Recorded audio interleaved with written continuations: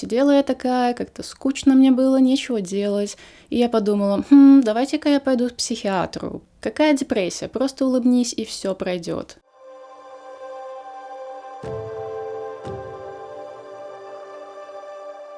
В 29 лет, 2 года назад, мне диагностировали аутизм. Или, если выражаться корректнее, то расстройство аутистического спектра, или синдром Аспергера, или высокофункциональный аутизм. Это вторая часть видео. В первой я рассказывала о том, как раз проявлялся у меня в детстве, а сейчас, как и обещала, я расскажу о том, как я осваивалась в академии, как в итоге нашла друзей, и о проявлениях расстройства аутистического спектра у меня сейчас. И если вы подумали, что это видео не для вас, ведь у вас нет аутизма, на секундочку, 1 из 36 человек, по последним данным, имеет это расстройство.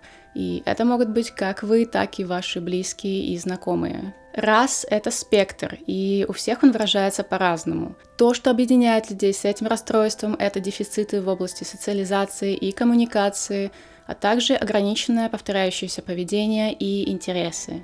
Отставание интеллектуального развития часто встречается при аутизме, но это далеко не диагностический критерий, как я и многие из вас, я думаю, раньше думали. Люди из той части спектра, которая раньше называлась синдромом Аспергера, имеют нормальный или выше нормы интеллект. Если вы не видели первую часть этого видео, то здесь я оставлю подсказку. Прежде чем начать это видео, в ответ на некоторые комментарии, я бы хотела дополнить, что диагноз я получила не так, что сидела я такая, как-то скучно мне было, нечего делать, и я подумала, давайте-ка я пойду к психиатру, почему бы нет? Все ведь сейчас ходят к психиатрам. И спойлер, нет, это было далеко не так. Все события моей жизни вели к тому, что мне было все сложнее и сложнее функционировать, и это достигло такого уровня, что оставлять это так, как есть, было просто уже невозможно. Хотя помощь мне была необходима уже очень давно, благодаря обесцениванию в обществе, я очень долго откладывала этот шаг. Ведь мозг у нас болеть не может, и депрессии не существует. Все органы у нас болеть могут, но мозг нет. Какая депрессия? Просто улыбнись, и все пройдет. Кстати, возможно, для моих зрителей из Латвии было бы полезно узнать, что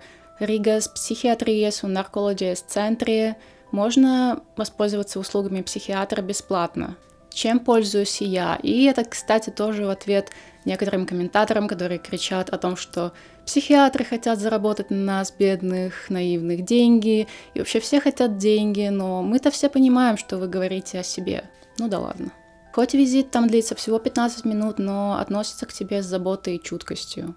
Ну так вот, к психиатру я пришла лечить уже следствие, а именно депрессию и тревожное расстройство. И притом моя депрессия была не какая-то печалька, грустняшка, а скорее полная обездвиженность и отсутствие мотивации, и видение будущего как чего-то абсолютно пустого и безнадежного. Казалось, что никакие действия не имеют смысла. В общем, люди, которые когда-либо болели депрессией, поймут, о чем речь. Когда же я прошла психодиагностику и подтвердилось расстройство аутистического спектра, у меня словно гора с плеч свалилась. Как будто я нашла инструкцию к самой себе. Настолько много вещей стали понятнее и обрели смысл. Притом, обсуждая все те же самые вещи на психотерапии, без знания диагноза, могут быть просто пустым топтанием на месте. Так как для нейротипичных людей какие-то проявления могут быть результатом травмы. Для аутичного человека это может быть просто одним из проявлений работы мозга и нервной системы. Вообще поздний диагноз или отсутствие диагноза – это очень распространенная вещь в наше время. Не весь мир поспевает за новой классификацией, а по старым стандартам для некоторых врачей ты как будто бы недостаточно аутичен, чтобы получить диагноз, но ты как бы и недостаточно нормален, чтобы адаптироваться в обществе. И решений, или помощи, или хотя бы объяснений ждать неоткуда. А знать, почему ты имеешь те или иные реакции, разобраться в травмах и избавиться от них в одиночку бывает просто невозможно. Итак, в прошлом видео я остановилась на школьном времени. После 12 лет в школе, где я была изгоем, я шла с сильным намерением быть абсолютно другим человеком, общительным и крутым. Но, спойлер, ничего не вышло. Но впервые в жизни я стала частью небольшой компании, место, в которой я себе завоевывала около 2 недель. Ну как завоевывала? Я 2 недели ходила вокруг этих людей, выжидала момент, когда кто-то отделится от этой компании, и я смогу к нему подойти под предлогом того, что в нашу музыкальную группу нужен музыкант.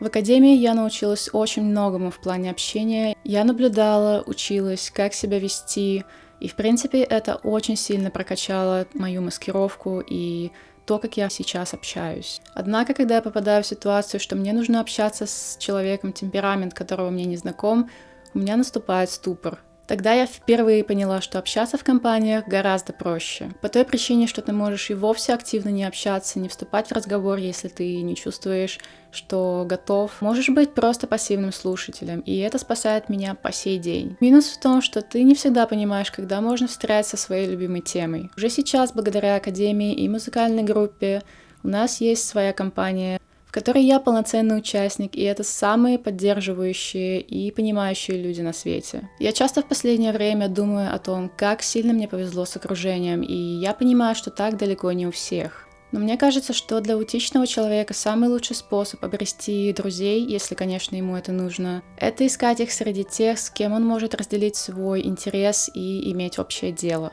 Для меня этим стала музыка, которая объединила нас всех. Кстати, возможно, вас посетил вопрос, как я занимаюсь музыкой, если у многих аутичных людей чувствительность к звукам. Чувствительность к звукам не всегда означает, что чувствительность к абсолютно всем звукам. Триггерить могут абсолютно разные шумы. В моем случае это многострадальный скрежет металлических приборов о кастрюле, звук растушевочного бумажного карандаша о бумагу и фломастеры о бумагу, некоторые другие звуки и громкая какофония голосов в больших компаниях.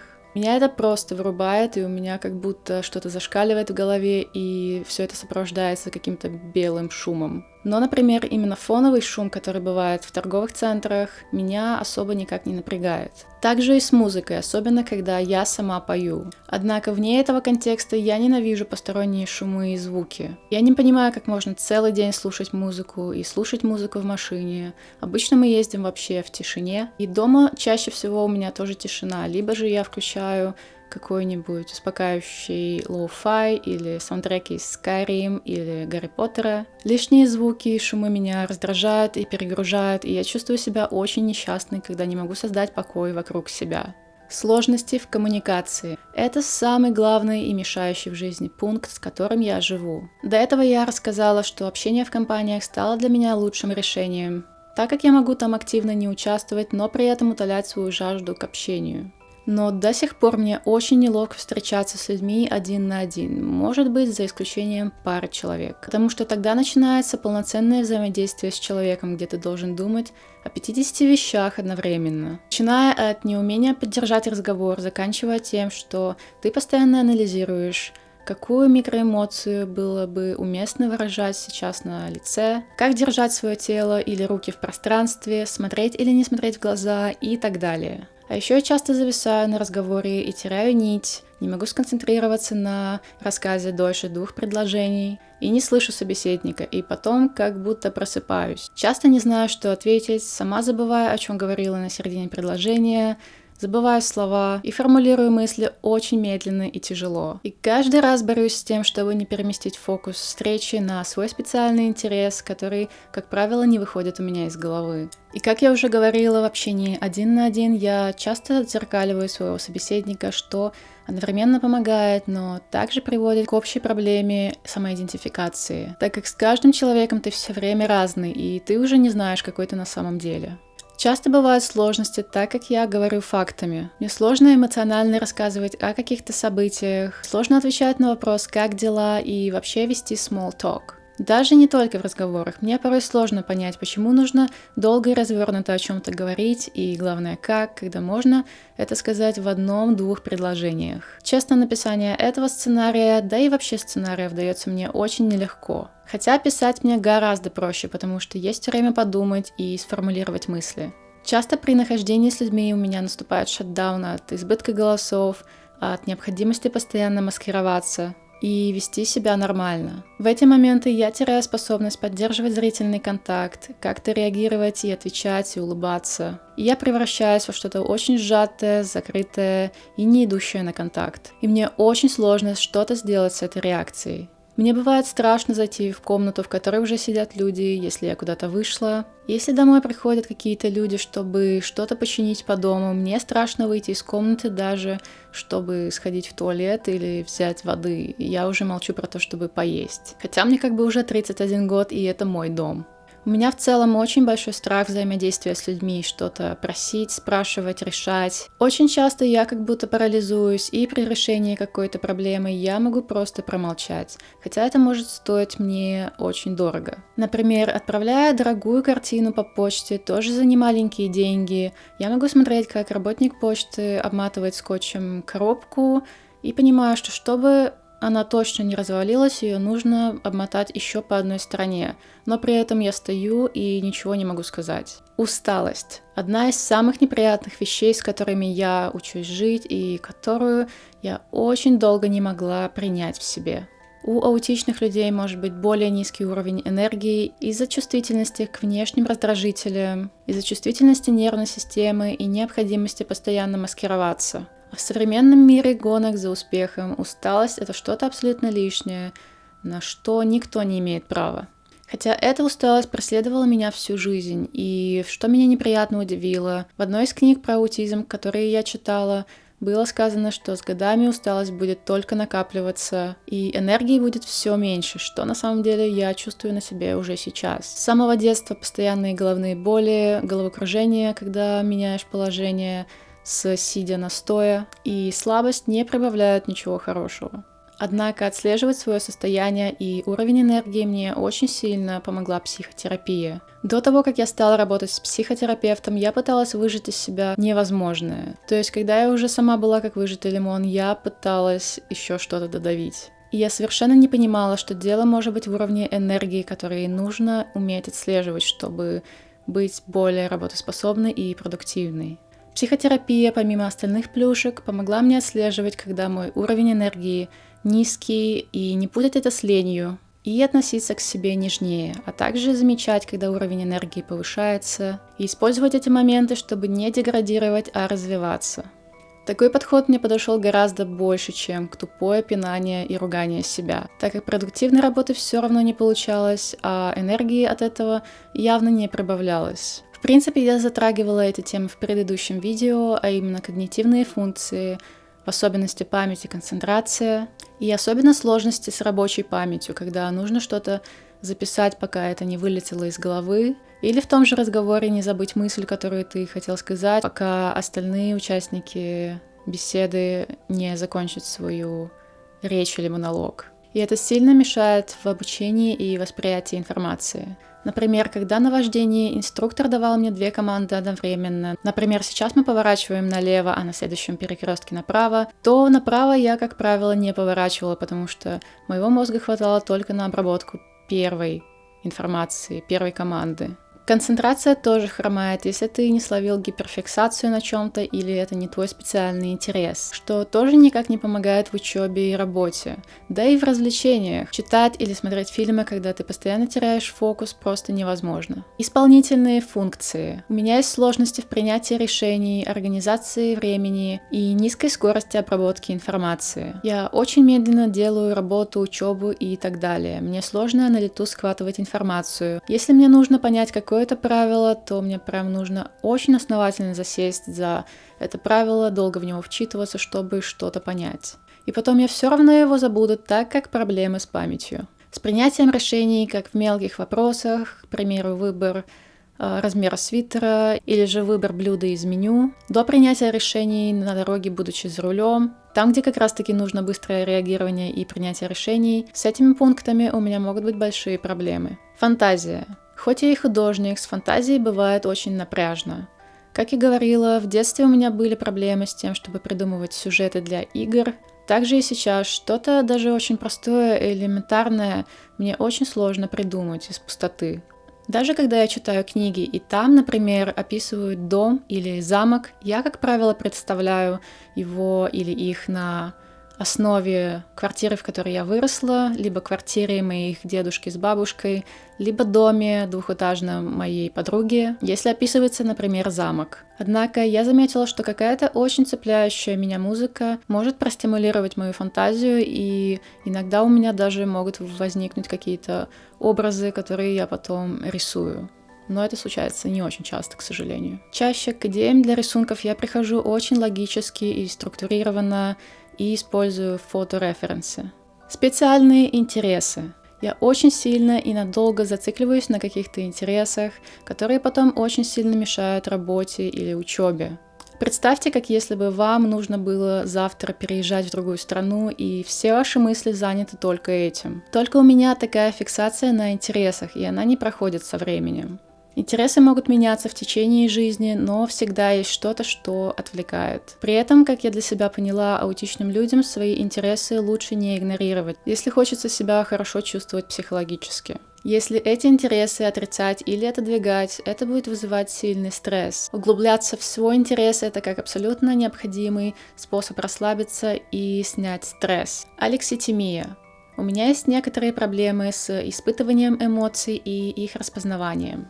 Особенно это касается положительных эмоций. Я понимаю, либо вижу, что в каких-то ситуациях люди очень ярко выражают свои эмоции и испытывают яркие чувства, а я при этом ничего не чувствую. Могу понимать мозгом, что происходит что-то очень классное, или перед моими глазами что-то невероятно красивое. И, возможно, могу получать какое-то эстетическое наслаждение, но никаких эмоций при этом я не испытываю. Еще я никогда не знаю, как мне реагировать, когда мне дарят подарки. Мне приходится как-то искусственно выражать эмоции, чтобы человек не подумал, что мне не понравился подарок или как-то не обидеть его. А сами естественным образом эти эмоции у меня не идут. И всегда, когда я попадаю в ситуации, в которых люди обычно как-то очень эмоционально реагируют, для меня такие ситуации очень сложны. С грустью тоже все неоднозначно. Я не уверена, что могу как-то отследить состояние грусти у себя или идентифицировать его. Скорее, как мне кажется, все негативные эмоции я ощущаю как тревогу. И только если начинать разбираться логически, тогда, возможно, я могу понять, какую именно эмоцию негативную в данном случае я испытываю. Чаще по каким-то физическим проявлениям я могу что-то заметить. Например, у меня болит живот, и я начинаю раскладывать цепочку событий, начинаю вспоминать, что произошло, и тогда я как-то все это соединяю и пытаюсь понять, какое событие повлияло на мое состояние и какое это событие было грустное, тревожное, и только так понять, какая именно эмоция у меня. Мне также очень сложно выражать эмоции на лице, когда я общаюсь с людьми. Чаще всего я искусственно пытаюсь подобрать правильную эмоцию, чтобы человек не подумал, что я как-то его не слушаю или мне неинтересно. Хотя насчет «не слушаю» часто оказывается правдой, так как мне сложно фокусироваться на долгой речи, и я порой просто уплываю. При этом я абсолютно спокойно смеюсь над шутками, которые мне понравились, могу шутить сама и так далее. Но именно все эти маленькие нюансы мимики, которые используются при разговоре, для меня очень непонятны и сложны. С мужем я могу вообще не смотреть ему в лицо, смотреть куда-то в угол, в стену, и он всегда поймет, и он знает, что для меня это нормально, и что я слушаю, и я знаю, что меня не воспримут неправильно. Но обычно с людьми тебе нужно выражать интерес так, чтобы его было видно. А это ужасно тяжело, и я очень сильно устаю от этого. Кстати, я также могу плакать на грустных фильмах, хотя эта суперспособность ко мне пришла после лет таки 15. До этого я вообще не понимала, почему люди плачут, когда в фильмах происходит что-то грустное. Я очень нуждаюсь в предсказуемости, ритуалах и спокойствии. Если что-то в режиме меняется, мне потом очень сложно влиться в свою рутину, как будто все ломается. По этой же причине я очень не люблю путешествовать, хотя кто-то может подумать и наоборот. Это огромный стресс для меня, непредсказуемость, отсутствие порядка, рутины, невозможность соблюдать какие-то мои любимые ритуалы. Долгое время перед и после поездки я вливаюсь в свой привычный режим. Если что-то, что я запланировала, по какой-то причине меняется, я впадаю либо в глубокое уныние, либо в ярость. Я люблю правила и соблюдать правила. Они приносят в жизнь порядок и безопасность. Поэтому в школе и академии все было максимально понятно. После академии жизнь превратилась в хаос. Я попала в открытый мир, где непонятно по каким правилам жить, и до сих пор не понимаю. Мне кажется, с возрастом со стороны может показаться, что многие черты сглаживаются. Но на самом деле, чем старше ты становишься, тем сильнее все эти черты, особенно связанные с коммуникацией, мешают тебе в жизни, а также в самореализации. Так как без этой способности подстраиваться под новые ситуации и людей, которым ты должен понравиться, в том числе, чтобы, например, тебя взяли на работу,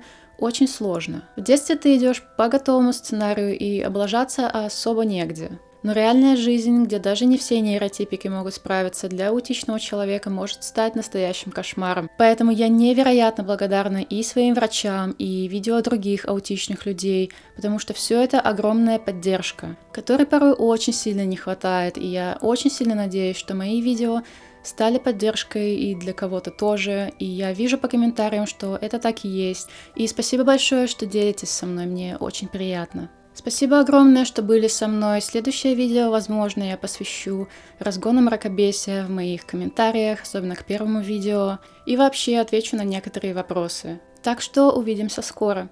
Пока-пока!